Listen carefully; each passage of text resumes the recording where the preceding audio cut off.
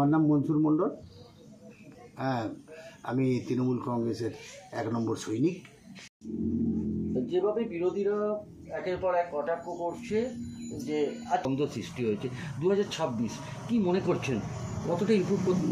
মোটামুটি আপনি ধরুন পুরানো নতুন দ্বন্দ্ব থাকলেও মমতা ব্যানার্জি এই মুহূর্তে আমাদের তো কাছের মানুষ, অতএব মমতা ব্যানার্জিকে কেউ ভোলেনি, ভুলবেও না।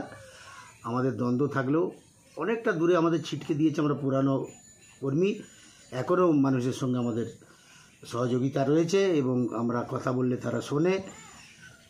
আমরা যেটা আশা করছি মমতা ব্যানার্জির কোনো অসুবিধা হবে না, আমরা নিশ্চিতভাবে থাকবো। মমতা ব্যানার্জি এখন 40 বছর থাকবে, কেউ সরাতে পারবে না।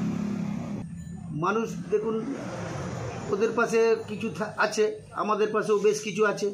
তাহলে এই হ্যাঁ, অনুদানগুলো পাচ্ছে, কিছু কিছু পাচ্ছে, আবার ঠিকভাবে পাচ্ছে না।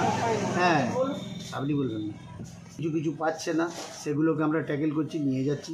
আমি মোটামুটি এমএলএর কাছেও নিয়ে যাই, আমি উত্তমদার কাছেও নিয়ে যাই, যারা সুস্থ কথা বলে, স্বাভাবিক কথা বলে বুঝিয়ে দিতে পারে, যার জন্য আমরা চেষ্টা করি যতটা গরিব মানুষ তাদের উপকার পায়, অনেক চেষ্টা করি। আমি পঞ্চায়েত সমিতিতেও নিয়ে যাই যে দাদা ওখানে কোনো রকম তিরপুল পাইনি, এখানে যদি একটা দেওয়া হয় তাহলে খুব উপকার হয়।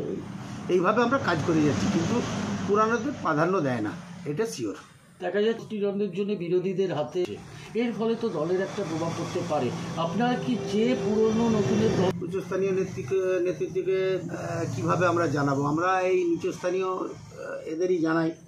আমি সরাসরি রামুদার কাছেও যাই, বলি দেখুন দাদা আপনি এই সব ব্যাপারগুলো একটু দেখুন। আমি লোকেদের নিয়েও যাই, কারোর অসুবিধা হলে সেসবগুলোকে নিয়ে যাই যাতে উনি সলভ করতে পারেন।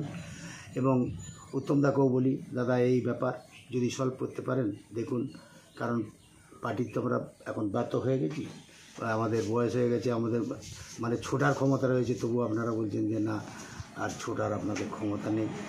তো আমরা সেইভাবেই করছি, আর কি করব, কিছু করার নেই। যতটা দূর সম্ভব আমরা চেষ্টা করছি যাতে আমার দল থাকে এবং মমতা ব্যানার্জি থাকে। মমতা ব্যানার্জি সত্যিকারের ভালো মানুষ, কিন্তু এই আমরা নিজেরাই সর্বনষ্ট করে দিচ্ছি।